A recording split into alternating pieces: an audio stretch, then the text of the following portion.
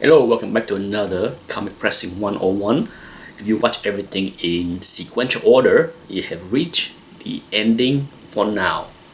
Um, I think I cover enough material that I think it should set someone on the right path to learn how to do this. Um, if I think of something else that I need to demonstrate or talk about, I certainly will make more videos for this series. But for now, there isn't much that I think that I left out. Um, you know, for those that have watched this series from the beginning, hopefully you take away the one important part that I think I reiterate many times in many videos is that when it comes down to learning how to press comic books, you just have to play around with different ages of books. You have to play around with different circumstance. It's an ongoing learning process. Even for me, even though these days I pretty much don't encounter many new things that I haven't seen, but you're talking about somebody that had done this now for 10 plus years. So it takes times and practice, like many things in life. It's not something that you're gonna get it right the first week. But for those that have done this long enough, it's not something that takes years to master. Okay, it's not. It's not. To me, it's a lot harder to learn how to grade comic books than to learn how to press. For those that are in this hobby long enough, you probably will agree if you have done both.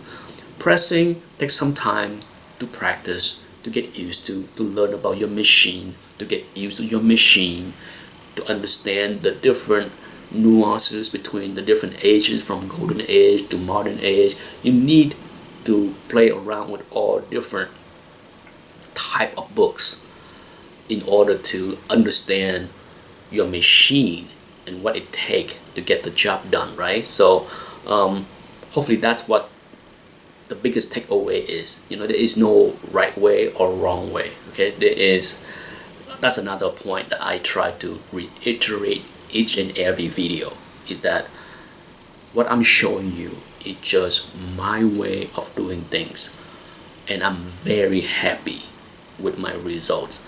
It has been, and has not been my ways from the start. As I mentioned, I have altered my methods here and there over the years to a point that I am happy with the result. Just as the temperature, I didn't start out at 135 degrees, but over the years, as I play around with many different books of many different ages, I learned that at that temperature, 135 degrees, I get good results across all the ages except for golden age.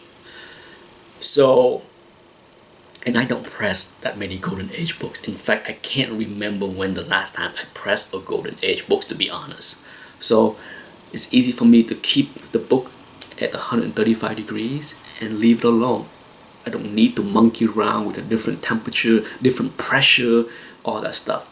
It works. I get great results across all kind of different books, even treasuries. I even use the same setup for treasuries. Yeah, much thicker book, right, than the typical comic books. I don't monkey around with the pressure point, all that stuff. And if other people want to do that, go for it. For me, it's simple. Keep it simple. The old saying, KISS, KISS, keep it simple, stupid. Okay, that's how I approach many things in life. I don't overcomplicate things just for the sake of, like, for what?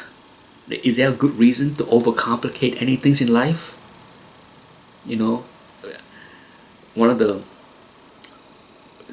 simplest lesson I learned in life when I was young is the shortest distance between 2 points is what? A straight line. Okay? It's that simple. I approach life very simple. How do I get to point A from how to get from A to B. Simplest way, straight line. Okay, I don't need to overcomplicate, take a different path, zigzag. No, just one straight path. So the way I show you things is my straightest path to get the job done. It is that simple. But before I go, I don't think I mentioned in any video is that I think I have mentioned that most of the time I get the job done in one press, but there will be occasion that multiple pressings are needed. Okay, not everything can be pressed once and done. There will be books that you experience that even when you humidify the book or use a little steam, you put it under press, even when you do that, the result didn't come out as good as you hoped for. Nothing wrong with doing it twice. Okay, nothing wrong. If you didn't get the desired result, could be many things. Maybe you didn't leave the book under the press long enough, right? Like I said, there are times where I leave the book under the press overnight. Yes, there are occasions when if I have a deep subcrease or something bad, something deep, leave it overnight, right? There are many reasons when the result is not as desirable as you wish. A, you didn't use enough steam, or you didn't humidify the book enough, the paper didn't relax enough, or you didn't put it under the press long enough, or the third could be you didn't use high temperature enough, which is not something that I ever consider. Okay, I have rarely, if ever, even think about raising the temperature of my press to get a better result. If the results didn't come out the way I expected, I usually do one, if not both of the things: more humidity, more moisture, and longer time frame under the press. That's all I do. I never monkey around with the temperature to get a better result. No need to. I find that occasionally a book need to be pressed more than once. It's okay. It's rare, but it does happen. And when it happens, fine, I do it. And do I get a better result? Yes. I find that the best result tend to happen when you leave the book under the press overnight for me sometime. When I have a really beat up books that have a lot of deep creases, leave the book under the press much longer tend to be the most effective. Okay, and that is it. That is basically the gist of everything that you need to know to get going on this journey. Hopefully you have fun, discover many things for yourself as far as how comic books behave under all the different kind of conditions that I outline in many videos. It's not rocket science. Okay, this is not rocket science. It's not difficult.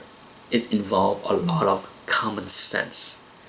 Even if you didn't think it was common sense before, now that you have went through this journey with me, I'm sure you agree many of the things that I talk about, discuss, is really not rocket science. It might not be common sense for you before, but now that you heard it, I'm sure you agree, yeah, this is nothing innovative or something that can wow somebody. It's common sense for the most part, right? Anyhow, I appreciate those that follow the series.